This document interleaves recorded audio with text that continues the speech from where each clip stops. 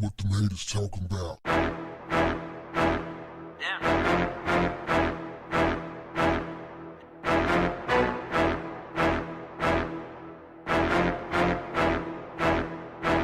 What's up, family? I'm sure you're familiar with the expression wolf in sheep clothing.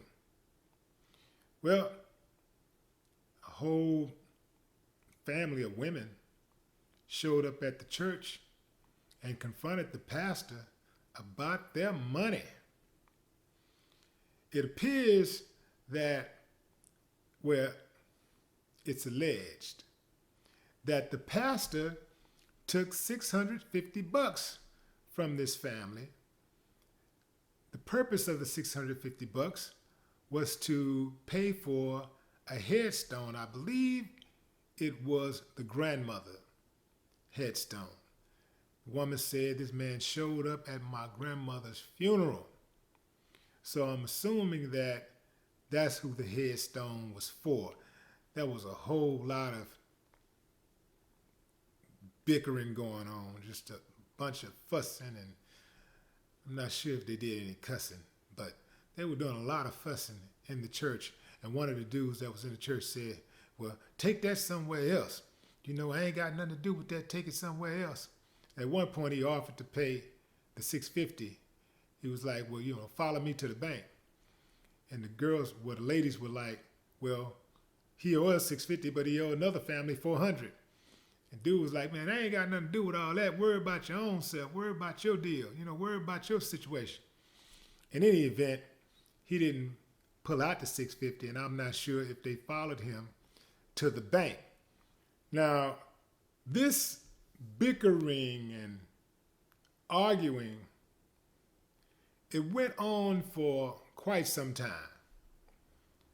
And what I found odd was not one time did the pastor deny that he took those folks' money and ran. Not once did he offer an explanation as to why he hadn't delivered on the headstone. I know what you're thinking. See, man, that's why I don't go to church. See, that's why, you know, I don't mess with them pastors, man. They crooked. Not all pastors are crooked and dirty. My best homie is a pastor.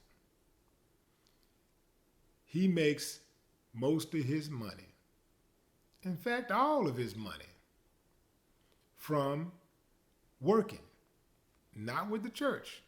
In fact, oftentimes he's digging in his pocket to pay the rent at the church and to take care of members and stuff like that. He going on his own dime, taking trips to look out for a member who may have lost a loved one.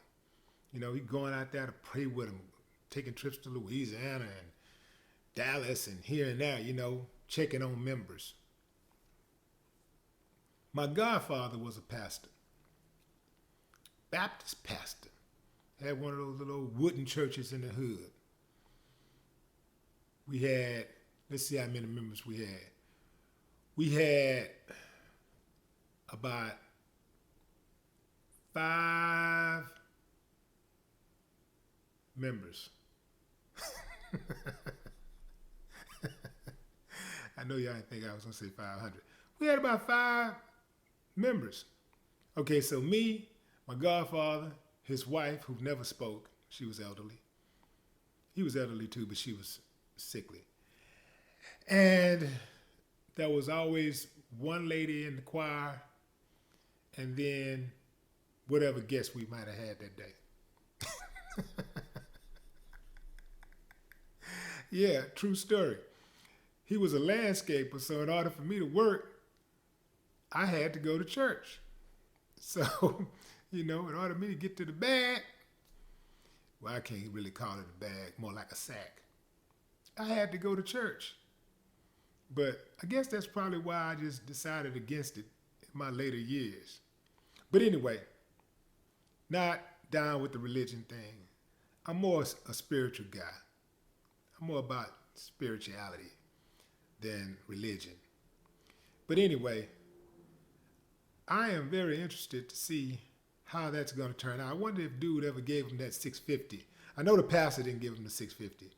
I'm wondering if the guy who called himself the pastor's brother and offered the 650, offered to pay the 650. I'm wondering if he ever gave them the money. Y'all drop a comment if you know. I'd like to get a follow-up. I need to do an update on this story. I am very interested to know how it turned out.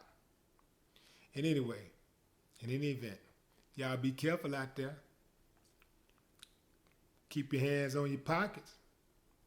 Beware of false prophets. Damn, that rhyme. I'm going to have to write that down.